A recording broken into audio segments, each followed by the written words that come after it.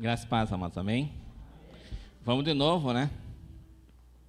Ó, o Bernardo já está marcando território, hein? Diz que ontem os adolescentes não só fizeram louvor, como eles também compartilharam a palavra, né? Já estão aí, ó, se liga aí. O pessoal já está querendo. Amém. Glória a Deus, amados. As crianças, lá com a Pro Angélica.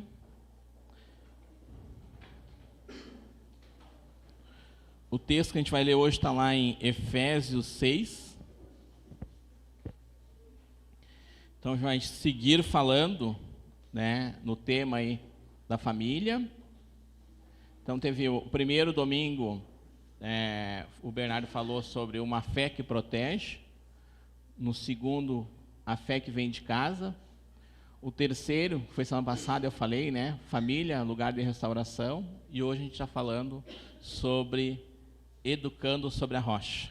A gente vai falar um pouquinho hoje sobre educação. A gente teve um evento aí semana passada, né? Que era sobre pais e filhos e falava sobre a criação, né? Então eu pretendo hoje discorrer aí tudo que o Mioto nos ensinou. Isso deu umas 4h30, mais ou menos, no sábado, né? Então, dizer que vocês que se acomodem bem aí, porque a gente vai longe. Brincadeira, né? Não vai tão longe assim. Até porque eu também nem tenho toda essa capacidade que o Milton tem de ensinar aí. Mas tem um texto, tem um vídeo que ele compartilhou conosco na formação aqui na Escola de Líderes, que é muito legal. É um vídeo um pouco extenso, ele tem 55 minutos, tá? E aí depois a gente vai ver para, de repente, se conseguir, que talvez pelo tamanho não consiga, né? Mas a gente conseguir disponibilizar depois no grupo da igreja para que os pais assistam juntos em casa, num tempo aí mais reservado, assistam porque vale muito a pena. Algumas coisas do que está lá no vídeo, do que a gente aprendeu, vai ser pincelado aqui hoje, mas de uma maneira muito mais superficial do que a gente conseguiu ver lá no sábado. Então, uma imagem que o Milton trouxe é essa aí, e ele perguntou assim, sobre família. O que é uma família? Tá, vamos falar um pouquinho no início sobre família, depois a gente entra realmente na palavra de hoje. Mas o que é família? Para vocês. O que é uma família? Dessas duas fotos, qual seria uma família e a outra seria uma família ou não seria uma família? A resposta que surgiu aqui no sábado foi: uma família é os pais e os filhos. Né? Tá, então, só um casal não é uma família? Sim, permanece uma família. E a gente vai ver que lá, né, em Gênesis, Deus vai dizer assim, ó, disse Deus, não é bom que o homem esteja só, falhei uma ajudadora idônea para ele. Depois vai dizer em Gênesis 2:24, portanto deixará o homem, o seu pai e sua mãe, e apegar-se à sua esposa, sua mulher, e serão ambos uma só carne. E aí depois todos esses textos vão falar também, reafirmar essa verdade, né, que a instituição da família foi feita por Deus e ela parte de um casal. Não era pais e filhos, um casal. Então, portanto, um casal é uma família. Até porque depois, com o tempo, né, alguns aqui já estão vivendo esse momento, né, os filhos vão. Né? E aí, se o propósito da família era os filhos vão, acabou a família? Acabou o relacionamento? Acabou o casamento? Não. Né? Muito pelo contrário, entendeu? Volta lá, como diz o Nadir Amari, volta lá para uma lua de mel. Né? Esses dias a gente estava com o pastor Alberto e a Inês lá em casa, a gente conversando sobre isso, né? A gente está aí, o nosso mais novo, que era o bebezinho, está com 13 anos, a fazer 14, e daqui 5, 6 anos talvez não tenha mais nenhum em casa. Né? E vai ficar só eu e a Angélica. Vamos viajar, vamos aproveitar, porque não deixamos de ser uma família. Né? Vamos comprar a moto, ó, pá! Então a família, ela é projetada por Deus, é uma instituição sagrada que foi criada por Deus, né? E ela deve ser um ambiente de segurança emocional, físico e espiritual. E falando um pouco do propósito da família, Para que Deus criou ela? Para refletir a sua imagem. Quando ele vai fazer o homem, ele diz, façamos o homem, a nossa imagem e semelhança. E ele, homem e mulher, Deus fez. Então, para refletir a imagem de Cristo, para suprir uma necessidade de relacionamento. Então, Deus olha para o homem e diz assim, bom, não é legal que ele fique sozinho. Tá, mas não tinha Deus? Ele estava sozinho? Quando Deus tem esse relacionamento com o homem, ele entende que o homem não tinha ninguém igual, par dele, para se relacionar. E aí por isso que ele cria a mulher. Gerar e educar as próximas gerações, e a gente vai estar falando um pouquinho mais sobre isso aqui hoje, sobre educação, né? Como eu falei, de uma maneira um pouco mais superficial, não dá para aprofundar tanto, porque a gente não tem tempo, né? Se tivesse um pouco mais de tempo. Por isso que é importante chamar a atenção de vocês para isso. Sabe? Por isso que é importante que a igreja participe como um todo dessa escola de líderes, quando a gente faz esses eventos que são para família, para casais. Né? A gente teve um sábado falando de casais, família, relacionamento, marido e esposa, e o outro sábado falando pais e filhos. Foi falado aqui durante 4 horas e meia, sobre educação. Então, sempre que possível, a gente sabe, tem pessoas que trabalham, tem pessoas que não conseguem, mas sempre que possível é interessante participar, né, desses eventos, desses momentos que são dedicados exclusivos para isso. Ser um ambiente de proteção e cuidado, como eu já tinha dito antes, e expressar o amor e o plano de Deus, né, para a Terra. Então, esse é o propósito de Deus, por isso que Deus criou a família, né? Numa sociedade como a gente vive hoje, a família é uma referência, né? Ou pelo menos deveria ser um referencial. Tem pessoas que dizem assim, da biologia, o pessoal vai dizer assim, o que é a família? A família é uma célula da sociedade, né? É um pequeno, um pedaço pequeno, mas que ali contém tudo que deve ter numa sociedade, né? Então a família, né, é uma célula da sociedade, né? Eu que sou do controle, né, minha área é de controladoria, eu diria então, fazendo um paralelo aqui com essa questão técnica, a família então seria o SKU do reino de Deus. Mas o que é SKU? O que é essa palavra aí que eu nunca ouvi falar? SKU é o termo que nós usamos para controle de estoque, é a menor unidade de medida, entendeu? Então, vamos supor que eu tenha lá um estoque gigante, que tenha vários celulares, né, e vai ter um código que vai referenciar esse aparelho aqui. Então, é a menor unidade de medida que eu tenho do estoque, é um celular. E é isso que a família é do reino de Deus. Ela é um pequeno exemplo. Ali, né, o reino de Deus ele é infinito, mas ali, na família, na nossa casa, no nosso lar, é manifesto, ou pelo menos deveria ser manifesto, o reino de Deus. Ontem nós estávamos em casa, né, e a gente chamou o Davi, o Isaac, vamos almoçar, vem almoçar. E aí o Davi falou, mais 5 minutos. Né? E a gente assim, não, vem agora, entendeu? Esses 5 minutos que tu vai terminar ali, que tua mãe vai terminar o almoço, a gente vai colocar a mesa, é um tempo que nós temos para conversar. A gente tem um princípio lá em casa, que esse momento da refeição, e aí principalmente no sábado, que a gente tem um pouco mais de tempo, na semana também, né? Na semana também, mas é um momento que nós temos em família. Não é só uma refeição, é um tempo de conversa, de diálogo, como é que foi teu dia, como é que tu está, como é que está isso, como é que está aquilo. E a gente fica ali, às vezes, mais tempo conversando, né? E isso é a manifestação do reino de Deus. É um ambiente de segurança, de cuidado, né? Jesus falou assim, o que é o reino de Deus? Gozo, paz e alegria no Espírito. E o que nós encontramos nesse momento em família? Ou pelo menos o que você deveria encontrar num momento em família? Gozo, paz e alegria. É isso? Então, a família, ela é um embrião, uma célula, um SKU, ou o nome que tu quiser dar para isso, mas ela é um pequeno pedaço do reino de Deus, não somente da sociedade. E aí, quando tu vai agregando várias famílias, tu vai formando o reino de Deus.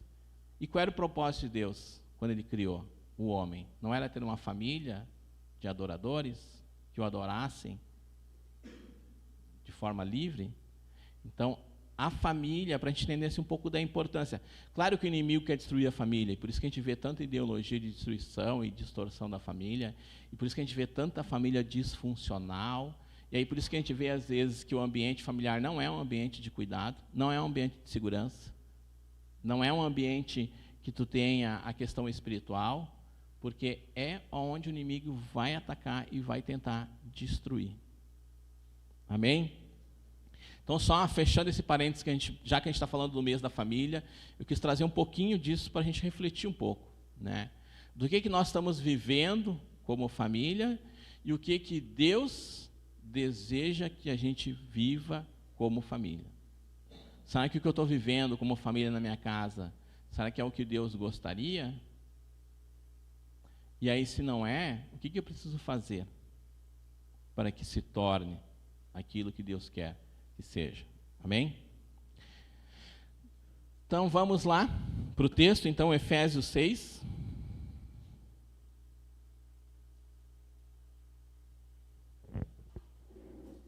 Eu vou ler desde o versículo 1, mas o tema focal ali, central, é o versículo 4.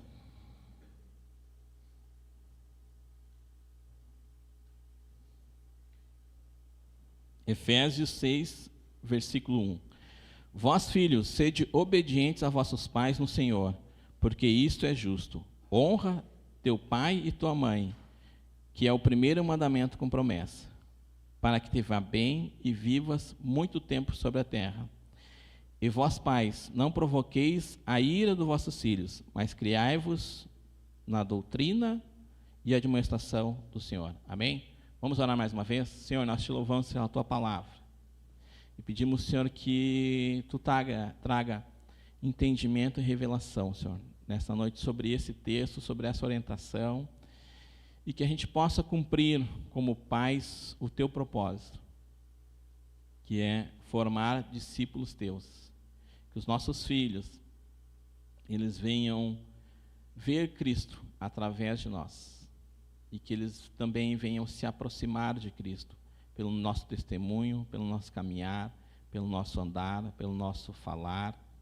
E que também eles vejam que nós não somos perfeitos, que nós falhamos, mas que nós também nos arrependemos daquilo que nós fazemos errado.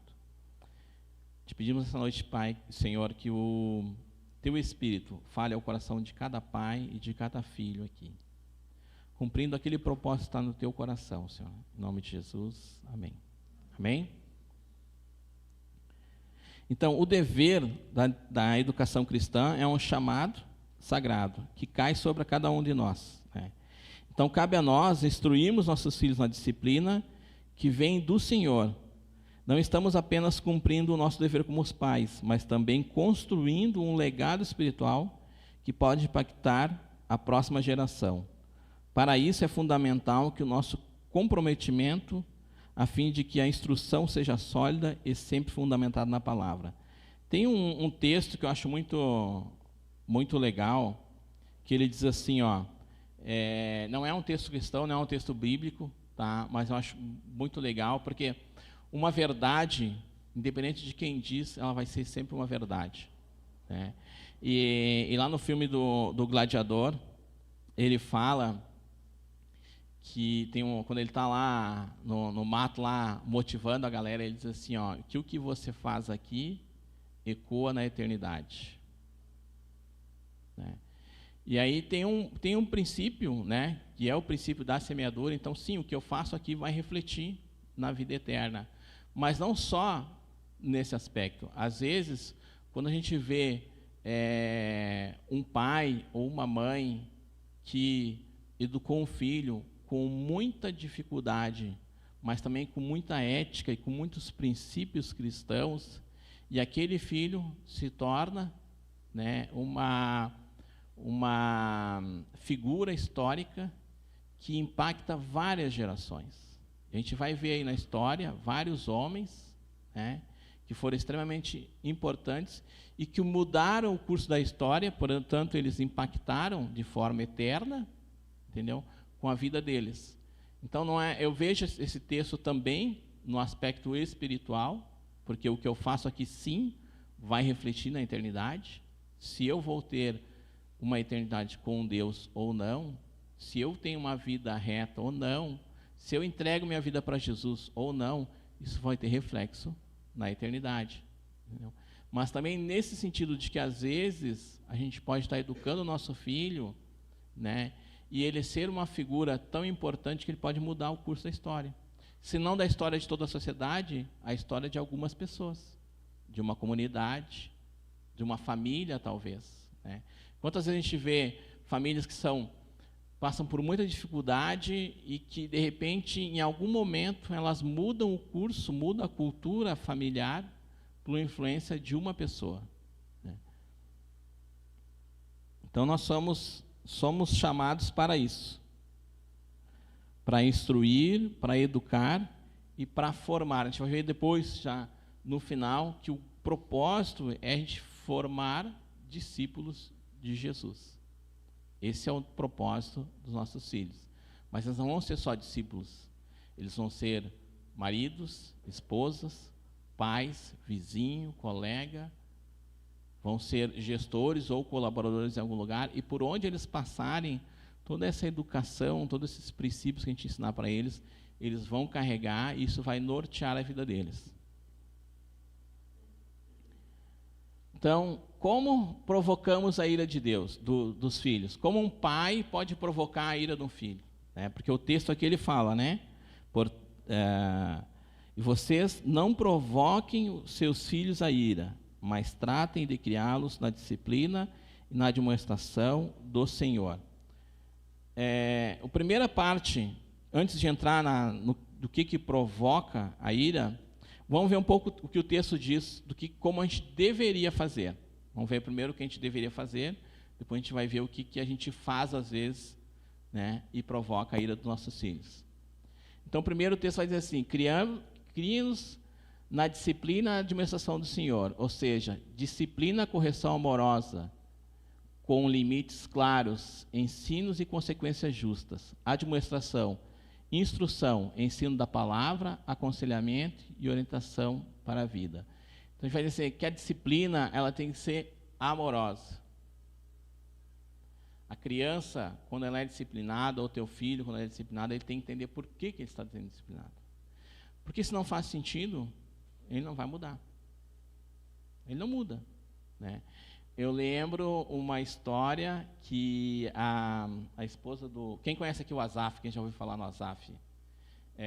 Uma vez nós fomos num evento que era para casais e a esposa dele estava falando e ela dizia assim, olha, eles estudavam numa escola cristã e o guri, ele seguido dava treta lá na escola. Seguido dava treta. Né? E aí em seguida vinha bilhete, a gente tinha que ir lá, e aí tinha que conversar. E imagina, ela disse assim, daí tu imagina, né, nós somos, né, da igreja, o Azaf ministra em vários lugares, e o nosso filho tem essas situações. E foi, e eles disciplinaram de uma forma, disciplinaram de outra, e não foi, até que um dia chegou de novo uma reclamação, né, que o guri tinha batido num colega lá. E aí disse que o Azaf foi conversar com ele, daí sentou na cama para conversar com ele e não conseguiu falar. Começou a chorar. E aí ele disse assim, pai, tu está chorando? Sim, meu filho, estou chorando. Por quê? Porque a gente está tentando te ensinar e tu não quer aprender. E tu vai sofrer com isso. Conversou com o filho, vai embora. Passou uns dias, 2 dias, 3 dias, o guri chegou para a mãe e disse assim, mãe, hoje eu não bati em ninguém. E sabe o que é legal? Eu também não tive vontade. Eles nunca mais tiveram reclamação da criança. Por quê? Porque às vezes o falar, às vezes não tem efeito. Entendeu? Porque da forma que nós falamos às vezes, não está fazendo sentido para ele. Da forma que a gente está falando às vezes, não faz sentido. Então, nesse caso específico, um choro do pai foi o que atravessou a criança e ele entendeu, cara, os meus pais estão sofrendo. por uma atitude minha. E ele mudou. Eu lembro que eu e meu irmão, aqui tem uma galera que conhece o João, né? Meu irmão.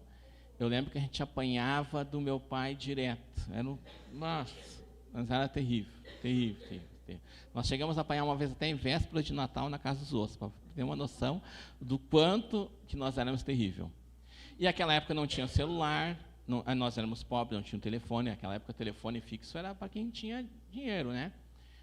Porque para comprar um telefone tinha que comprar ações da empresa, né? Então era um absurdo de caro. E não tinha essa disponibilidade, não escalava dessa forma que escala hoje. E aí um dia meu pai sumiu, não apareceu mais em casa. E ele ficou 1, 2, 3, 4, 5 dias, e a gente sem notícia. E a minha mãe dizia assim, teu pai está trabalhando. Tá, mas, claro, a gente era pequeno, não associava, mas que trabalho é esse? O homem foi comprar cigarro e não voltou mais. Estamos aqui à deriva. Depois de um tempo, a gente ficou sabendo que ele estava no hospital e que ele tinha tido um AVC. Né? E aí ele voltou para casa. Voltou para casa. Né? Com alguma limitação física, ainda voltou para casa. E eu lembro que a minha mãe sentou com nós e disse assim, teu pai está doente. E ele não pode se incomodar mais. Então agora vocês vão ter que se comportar. Vocês têm que ajudar. Daquele dia em diante, meu pai nunca mais precisou chamar a nossa atenção. Então a disciplina, ele tinha comprado até um rei uma vez para bater em nós. A disciplina, entendeu? Não funcionava. Não funcionava. Mas um dia ela sentou com nós, com uma fala aqui, amorosa, entendeu? Sem levantar o tom de voz, dizendo assim, olha, nós precisamos conversar. Por isso, isso, isso, isso. E aquilo, atravessou a gente, que quando meu pai chegava em casa, dizia assim, o pai não pode se incomodar. Nós íamos para a sala e sentávamos no sofá e ficava lá quietinho. Entendeu? Eu não sei que idade eu tinha, deveria ter uns 8, 9 anos, talvez. Né? O meu irmão é 4 anos mais velho que eu, deveria ter 12, 13 anos. Né? Mas foi o que resolveu. E o que resolve, às vezes, é isso. O que eu estou te dizendo? Que tu tem que achar caminhos. Tu tem que achar caminhos que tu vai conseguir acessar o coração do teu filho e dizer e influenciar ele naquilo que tu precisa que ele aprenda. Às vezes a gente fala, só que se eu vou brigar com o Davi, por exemplo, e ele está brabo, tudo que eu estou falando, ele só está tentando ver como que ele se defende. Ele não está prestando atenção em nada que eu falo. Mas tu fala isso, mas tu também fez aquilo. Por que você não entendeu? Não vai resolver.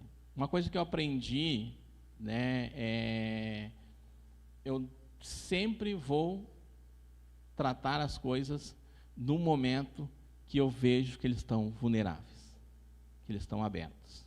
Sempre vou tratar. Tem um problema, não adianta eu tratar agora. Eu falar agora, não vai resolver. Mas às vezes, né, quando a gente está lá, o Isaac, às vezes a gente deita junto meio-dia lá, a gente tem uma reservinha meio-dia, que ele vai trabalhar a 1h10, 1h15, eu saio de casa 1h20, 1h25, às vezes 1h30, né? Então tem um tempinho ali que a gente deita para tirar um cochilo junto, né? E às vezes eu pego ele nesse momento, né? Que a gente tem um momento de intimidade, é um momento nosso, né? Eu digo, Isaac, por que tal coisa? Por que tu falou assim? Por que tu falou assado? Porque eu sei que naquele momento ele está acessível. Ele não está armado. É um momento de intimidade nosso. Se eu for pegar ele quando ele está brabo, nada do que eu vou falar vai surtir efeito. Então, a disciplina, né, limites claros, ensino de consequências justas. Né? Aqui é uma outra questão que eu sempre procuro fazer. Estou citando exemplos meus que eu vejo que funcionam, mas não quer dizer que eu seja exemplo em tudo. Longe disso, né? Quem me conhece sabe que não, né?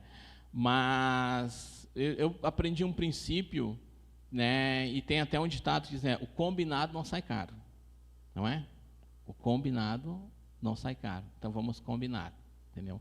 O que eu vejo às vezes? Não se combina nada e aí vem com uma disciplina. Algo que exagera, né? Nós já exageramos em algumas coisas, né? Claro que cada fase da vida deles a gente vai aprendendo também algumas coisas novas. Mas nós já estudar uma disciplina tão na hora da ira, do fervor, então vai ser assim, pá. E aí depois tu pensa assim, pá, eu não devia ter feito isso, porque é uma disciplina muito pesada. Para o tamanho do erro, é uma disciplina muito pesada. Então eu sempre tento combinar algo. Ó, aconteceu isso, vamos fazer dessa forma, mas se acontecer de novo, vai ser isso aqui, né? Porque também, se a criança se sentir injustiçada, a consequência não vai também surtir o efeito que deveria. Então a gente também sempre que procurar fazer isso, né? Balancear e dizer assim, tá, é uma situação grave, a gente sempre dizer para eles assim, olha, fez coisa errada, fala. Porque se vocês mentirem, o negócio vai ser muito mais pesado. Muito mais pesado. Porque para erros, para alguns desvios de comportamento, a gente tem até alguma tolerância. Agora, mentira não.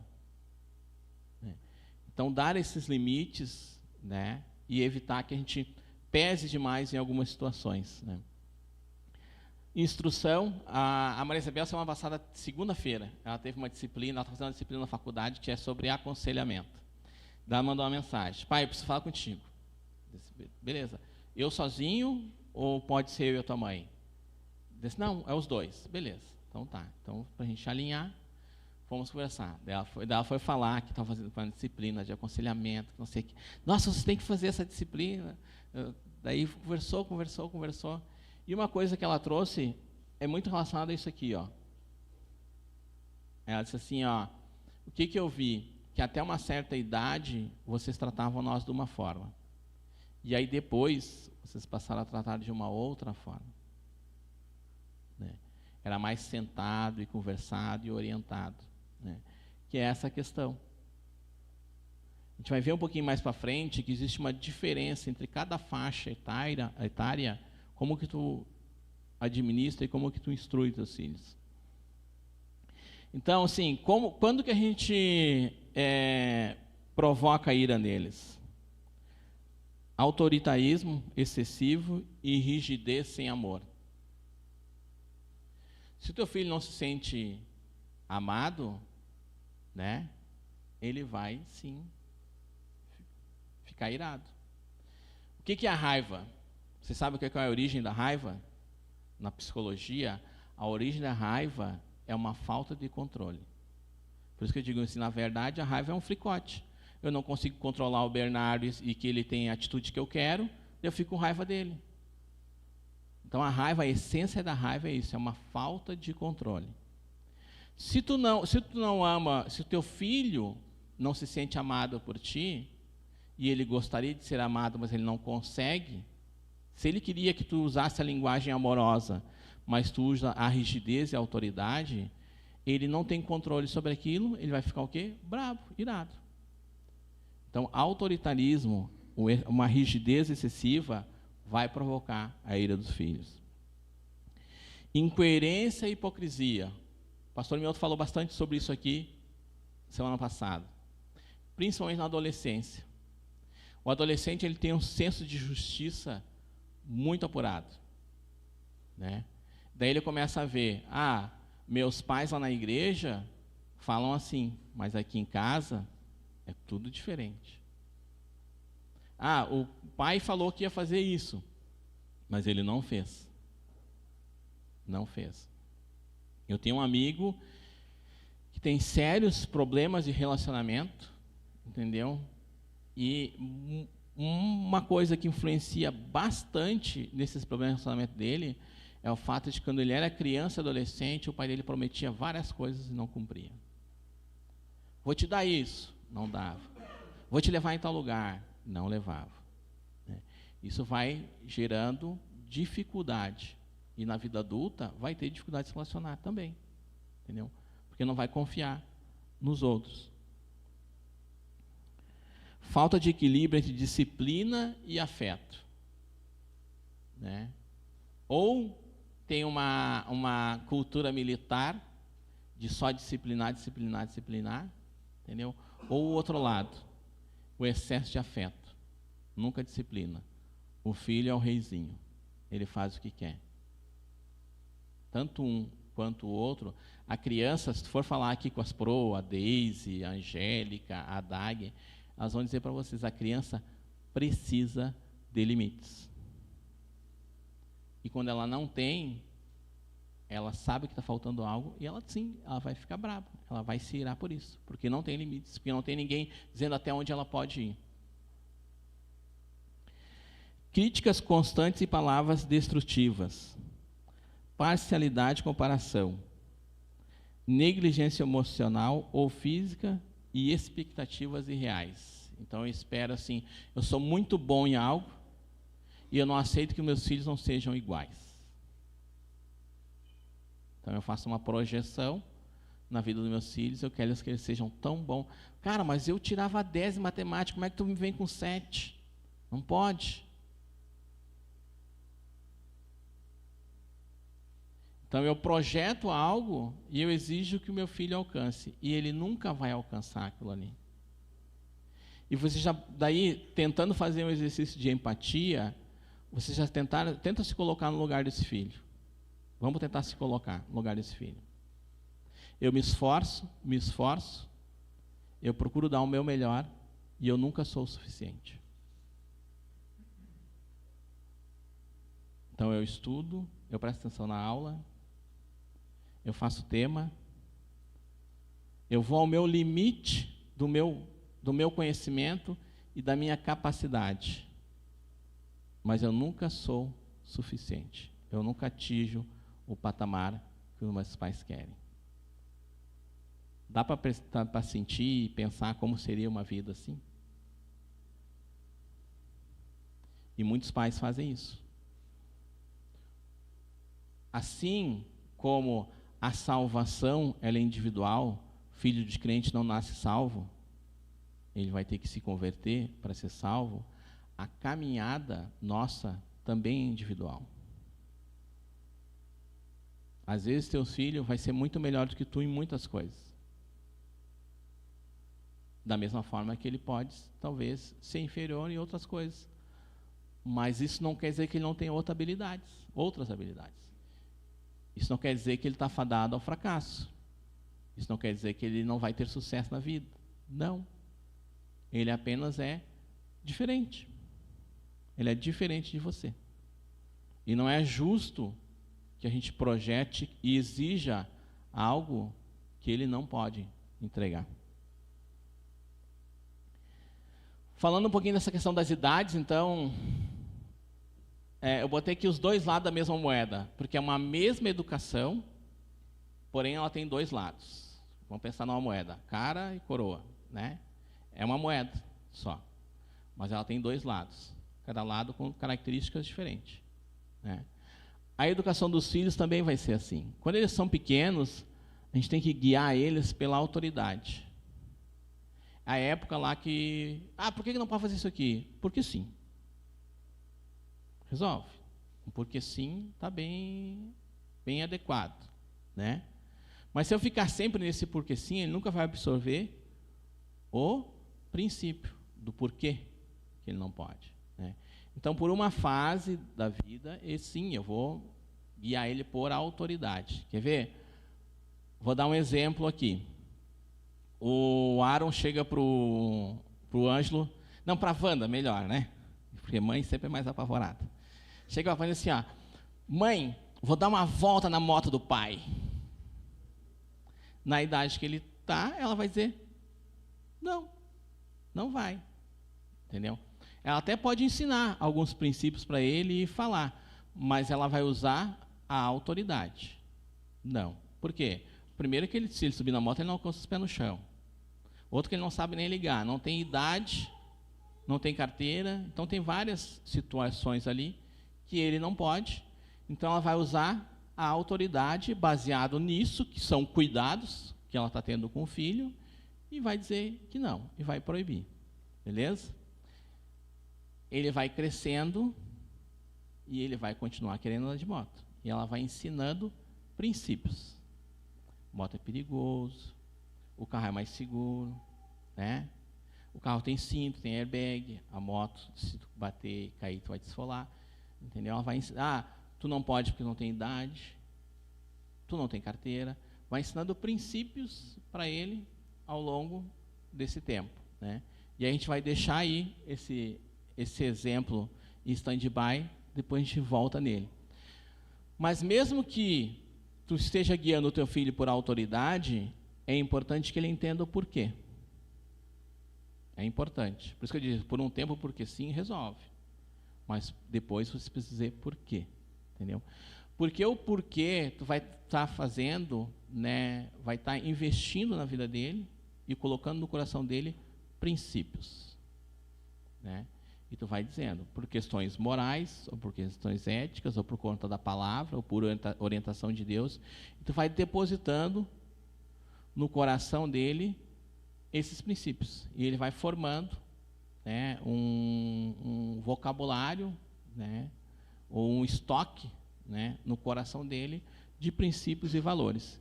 Embora você está usando de autoridade. Mas ele vai crescer.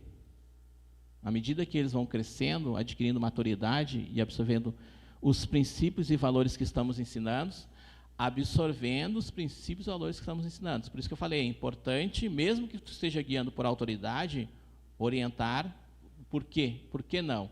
Né? Precisamos guiá-los pela influência. O Aaron chegou nos 18 anos, 19 anos. E ele tirou a habilitação de moto. E agora ele tem dinheiro porque ele está trabalhando.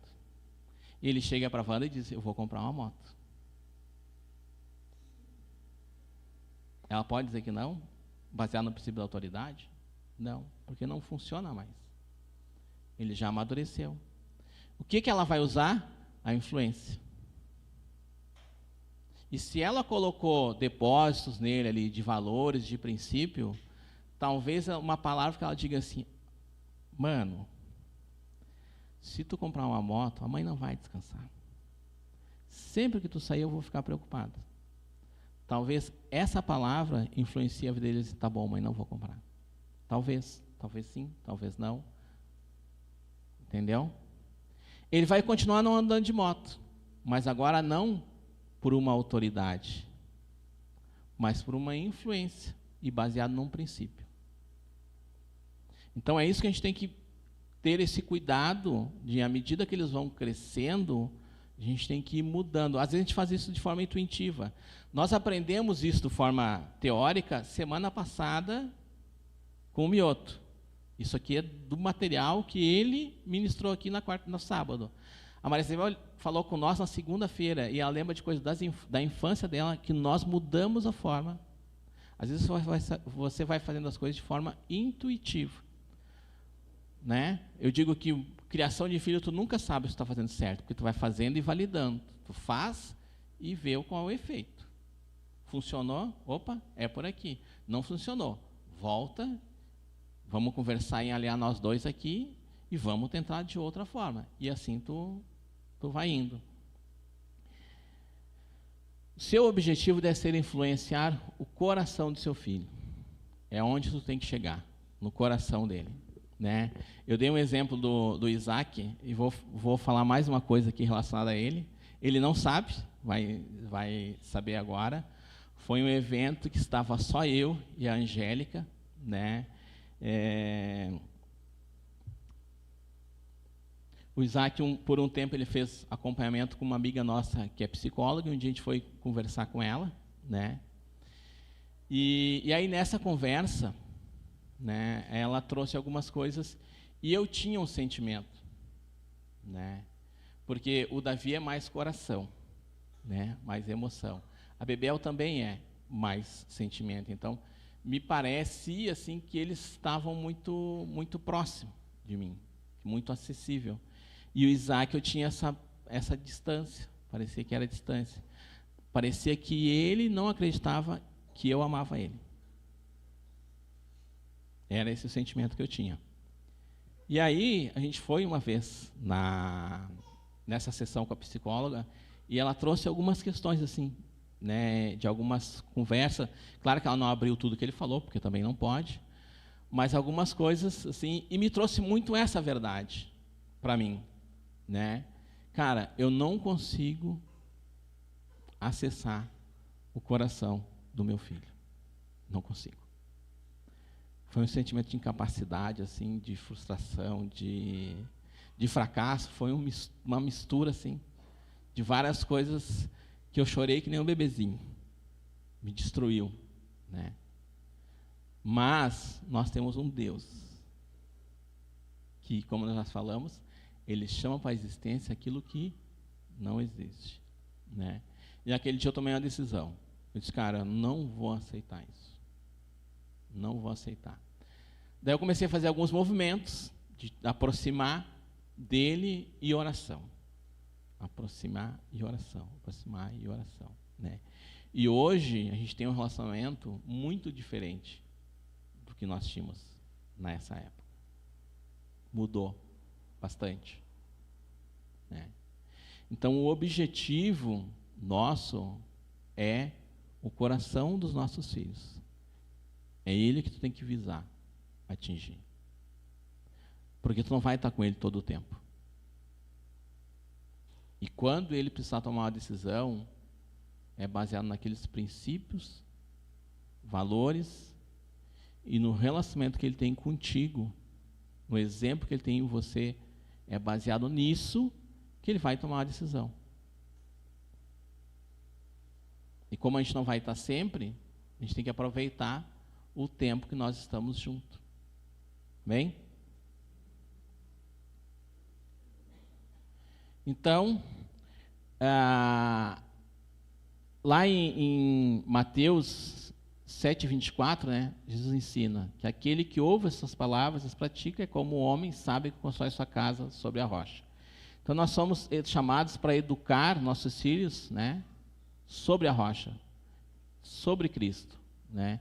Quando educamos nossos filhos com princípios divinos, estamos preparando para construir suas vidas sobre ensinamentos inabaláveis e eternos, além de capacitá-los a enfrentar as tempestades que da vida sem comprometer os valores que foram ensinados. É isso que eu falei. Vai chegar um momento que eles vão ter que caminhar sozinhos. E como que eles vão decidir? Baseado naquilo que você instruiu, orientou, ensinou, né? E essa questão do ensino é outra questão assim que eu acho interessante. Eu sempre falei uma coisa lá em casa que eu não tenho um fundamento científico para isso, entendeu? É uma coisa da minha cabeça. Tem tanta coisa nessa cabeça aqui que, né, às vezes, alguma coisa é útil, outras não, né? Mas eu sempre disse, é 80-20. Ele vai aprender 80% com o que eu faço e 20% com o que eu falo. Então não adianta eu querer ensinar para ele ser uma pessoa boa, justa, se eu não sou, nas minhas atitudes, uma pessoa boa e justa. Não adianta eu querer ensinar para ele que ele tem que ter comprometimento com Cristo e com a igreja local onde ele está servindo, se eu não tenho compromisso. Se eu falto o culto para jogar futebol ou para ir na casa do amigo, nunca que ele vai ter esse comprometimento. E aí volta naquilo que o pastor Milton falou, principalmente quando chegar na adolescência, né? Ele vai ver, o pai está me falando uma coisa, mas ele faz totalmente o contrário. Meu pai é hipócrita. E ele vai fazer o quê? Rejeitar, se afastar. Por isso que muitas vezes os filhos na adolescência se afastam, né? Nós, graças a Deus, tem uns movimentos de rebeldia, às vezes, ali, aqui, tem, sabe? Mas não tem esse distanciamento de sair correndo, bater porta e se trancar lá dentro. Não tem isso, né? A gente não teve isso com a Maria Isabel. A gente não tem isso com o Isaac, que está com 16 anos, né? E se Deus quiser, eles vão passar toda a adolescência deles sem essas crises, sem querer se distanciar de nós. Porque se eles se distanciarem, como que a gente vai influenciar o coração deles? Como que eu vou cumprir o meu papel? Que, para mim, é o mais importante. O mais importante. Né? Influenciar eles e eles seguirem a vida deles. Vamos dar uma acelerada aí? 8h20.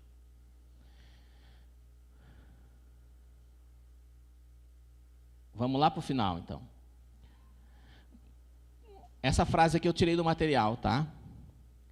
Com os filhos já crescidos, o que você gostaria de ter criado? Um filho obediente ou filho responsável? Arrisca aí. Obediente ou responsável?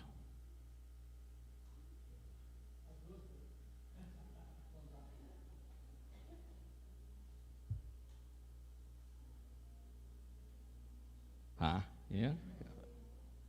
é uma reflexão, né? Se a gente mandar o vídeo lá, conseguir mandar o vídeo no grupo da igreja, vocês vão ver como é legal, né? E vocês vão aprender bastante lá, tá? Mas, enfim, vamos lá. Então, qual é a diferença entre obediência e responsabilidade? Obediência é uma conformidade exigida. Eu passo uma orientação. Isaac, todo dia de manhã, quando tu sair de casa, tem que arrumar tua cama. Daí ele vai lá, não arruma, eu volto, tu arrumou? Daí ele vai lá e arruma. Obediência. Responsabilidade é uma conformidade voluntária. Ele entende que ele precisa arrumar a cama dele quando ele sai de casa. E a gente vai lá no quarto dele, a cama está como? Arrumada. Né? Entendeu? Então é quando ele entende. Não estou dizendo que está sempre arrumada a cama dele, tá? Estou dando um exemplo. Às vezes a gente chega no quarto do Isaac, né? Eu digo assim, ó, e dá vontade de tirar uma foto do quarto dele. Sério? Porque tá a caminha esticadinha, tá tudo no detalhe. Não é sempre. Não é sempre. Entendeu? Mas às vezes sim. Entendeu? Até porque também tem a função, ele está estudando o ensino médio, ele está, não justifica, né? Mas a gente consegue entender algumas coisas. Ele estuda e ele trabalha. Então, às vezes, tem um tempinho de meia hora em casa. Às vezes, ele fica lá fazendo trabalho da escola até mais tarde. Então, nem sempre consegue, né? Tem que melhorar, tem que conseguir sempre, né? Mas a gente entende, né?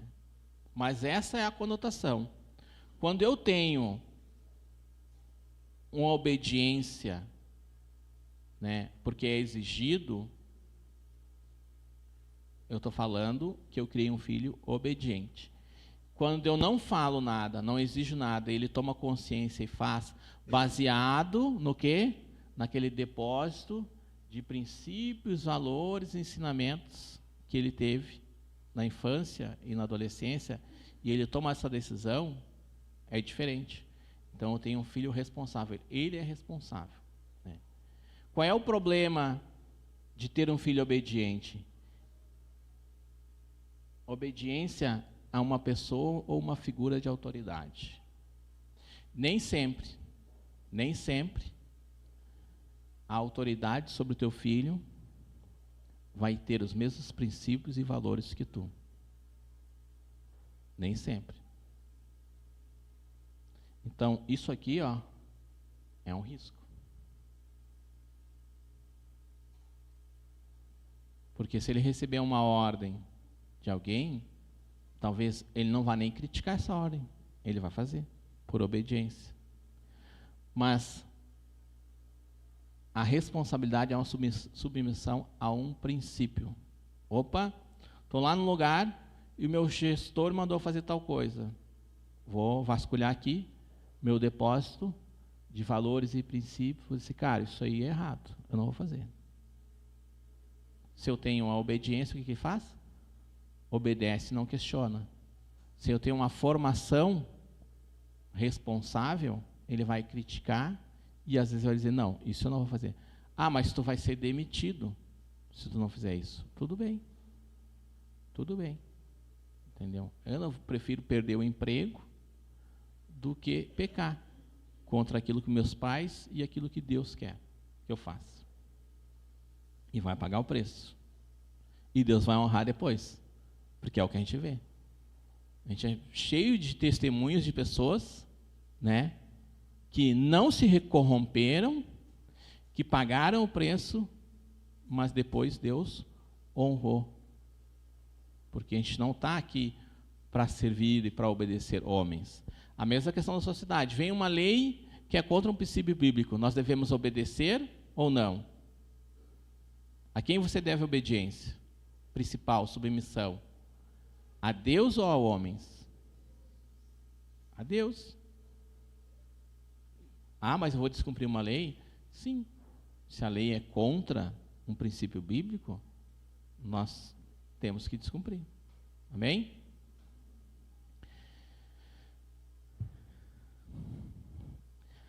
Não podemos desconsiderar que educar nossos filhos na disciplina e instrução de que vem do Senhor é uma missão extraordinária.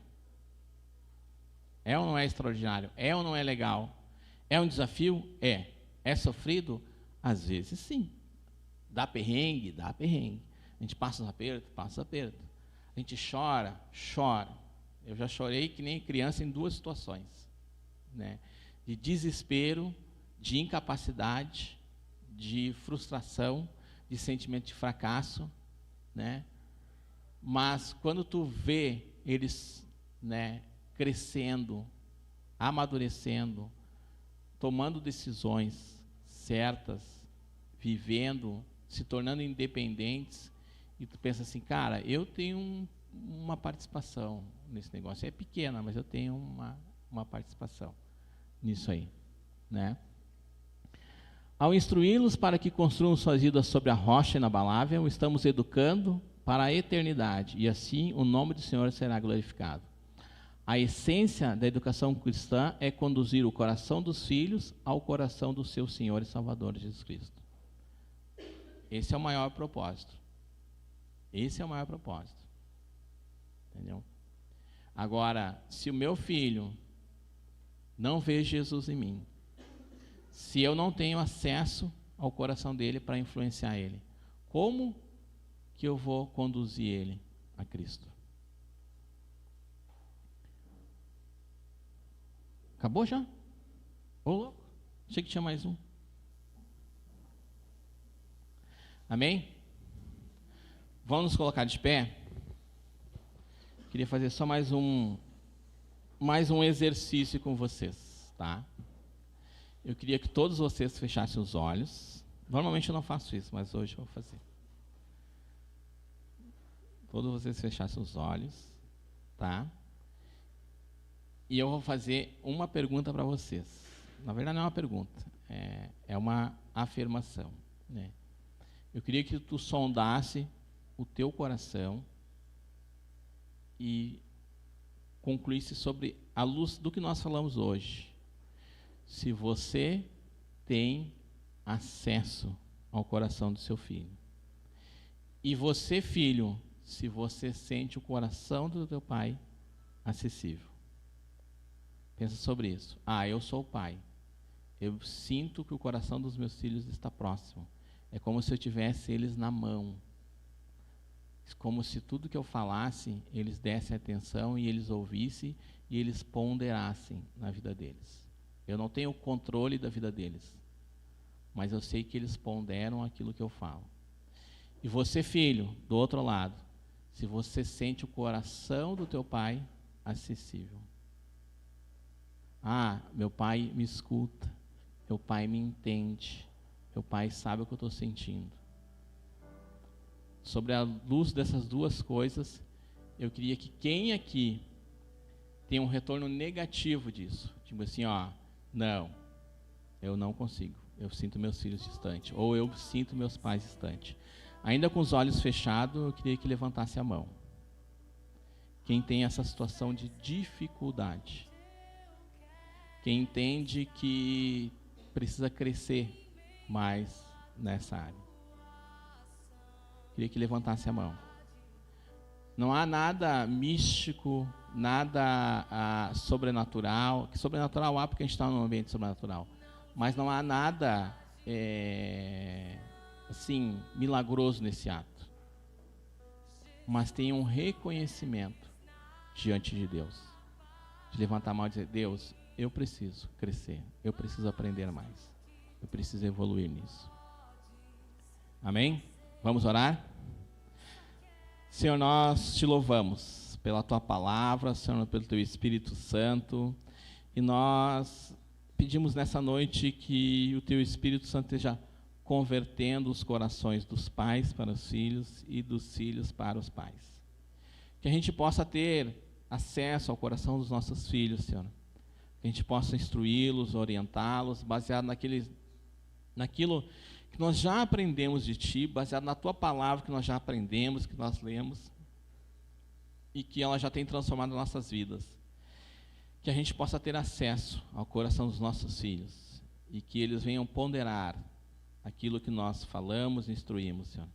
Que aquilo que nós ministramos sobre a vida deles, que possa atravessar o coração deles, entrar e estar ali. Que tudo aquilo que nós ensinamos sobre princípios morais, éticos, valores, que crie um depósito no coração deles, para quando eles tiverem que tomar alguma decisão e não tiverem em quem se apoiar, que eles tenham esse depósito e o Teu Espírito Santo para guiar, para trazer à memória tudo aquilo que eles aprenderam, Senhor. Por outro lado, também nós oramos pelos filhos, aqueles filhos que não sentem os seus pais próximos, que parece que os seus pais não compreendem, que tem esse choque de geração, de entendimento. Senhor, Tu és o Deus do Pai, Tu és o Deus do Filho, Tu és o Deus da Mãe, Tu és o único Deus. Tu és o único Espírito Santo que pode mudar essa condição. Que haja um mover do Teu Espírito no coração dos pais, no coração dos filhos, Senhor, que a gente possa andar em unidade, Senhor. Unidade não é sermos iguais, nós não queremos que nossos filhos sejam iguais a nós, porque nós sabemos que Tu pode fazer deles pessoas melhores do que nós. Nós queremos que Tu és capaz de fazer isso, Senhor. Que apesar de nós, Tu pode fazer eles grandes, pessoas éticas, corretas, grandes servos Teu, de andar em intimidade contigo, Senhor. Por isso nós pedimos, Senhor, que Teu Espírito Santo seja gerando unidade, união, Senhor, para que possamos andar junto. Em nome de Jesus, amém. Amém? O anúncio da escola. Último aviso, tá? Nós estamos, já falei semana passada sobre isso, né? Nós estamos mantendo a escola deles temporariamente suspensa, até que os nossos professores, né, possam voltar ativa com tranquilidade, né? E a rotina vai voltando ao normal, e a gente vai estar anunciando, então, da escola. Bernardo, quer dar uma palavra? Amém? Tá ansioso? Dá uma mãozinha, talvez. Dá uma. Valeu. Boa noite, igreja. É bom estar aqui, é bom, ó. Estou dando tchau de mão direita já. Não sei se todo mundo sabe, mas, né, passei um AVC aí, paralisou meu lado direito do corpo. Estou há... Quanto tempo faz agora? 10 dias, 11 dias, mais ou menos, que aconteceu. Foi terça passada, fiquei 9 dias no hospital, mas estou bem já, estou recuperando, né? Fazer as físio agora e tudo mais, voltar aí ao normal. E é mão de Deus, né? Eu não vou me delongar hoje, pretendo dar o testemunho semana que vem, contar a história aí em detalhes, tudo que aconteceu, tudo que deixou de acontecer. E também convidar você para a gente celebrar a ceia do Senhor juntos. Acho que é um momento legal de fazer isso, né? E reconhecer, enfim, tudo que Ele tem feito, tá? Gostaria de declarar uma bênção sobre vocês antes da gente ir para casa. Feche seus olhos. Que o amor de Deus, o Pai, que a graça do Senhor Jesus, que nós não conseguimos entender e muito menos medir, e a presença consoladora, confortadora do Espírito Santo esteja sobre a sua e sobre a minha vida, agora e nessa semana. Amém e amém. Que Deus te abençoe. Nos vemos domingo que vem, se Deus quiser.